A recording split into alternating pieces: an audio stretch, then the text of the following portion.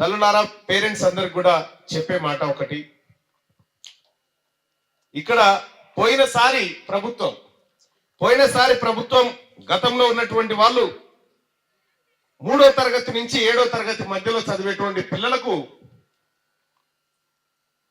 Diet ఛార్జీలు, వాళ్ళ భోజనం కోసం ఇచ్చేటువంటి ఖర్చు ఏడాదికి 11,400 రూపాయలు ఖర్చు పెట్టేది.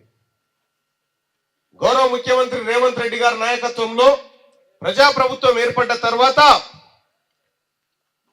ఒక్కొక్క విద్యార్థి పైన 15,960 రూపాయలు ఖర్చు పెడతా ఉంది ఇప్పుడున్నటువంటి ప్రభుత్వం. ఈ రోజు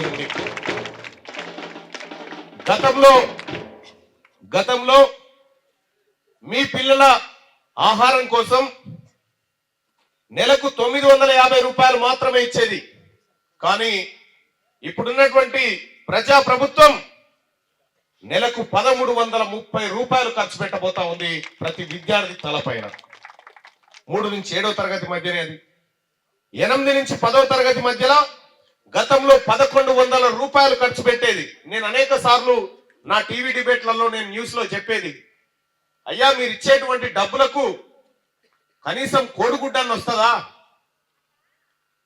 జైళ్లలో ఖైదీలు తినేటువంటి తిండి కంటే కూడా తక్కువ ఖర్చు పెడతా ఉన్నాం మనం ఈ విద్యార్థుల మీద అని చెప్పి నేను చాలాసార్లు చెప్పడం జరిగింది.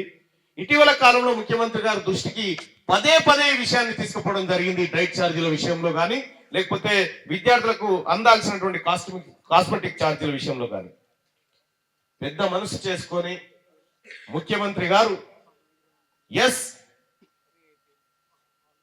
మల్లన ఈ పేద బిడ్డలకు చేసిన దానికంటే మనకు పుణ్యం ఏముండదు, మనకు ₹1 తక్కువైనా సరే కానీ ఈ బిడ్డలు కడుపు నిండా తినే కార్యక్రమమే చేద్దామనేటువంటి మాట ముఖ్యమంత్రి గారు చేయడం జరిగింది.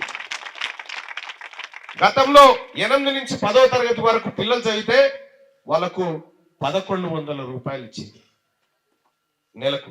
కానీ ఇప్పుడున్నటువంటి ప్రభుత్వం ఏడాదికి 18,480 రూపాయలు ఖర్చు పెడతా ఉంది 10వ తరగతి వరకు ఉన్నటువంటి పిల్లల కోసం.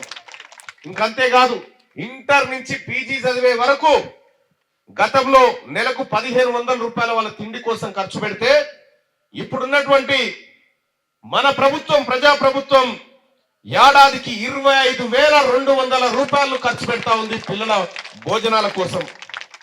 అలాగే ఇంకంతేకాదు,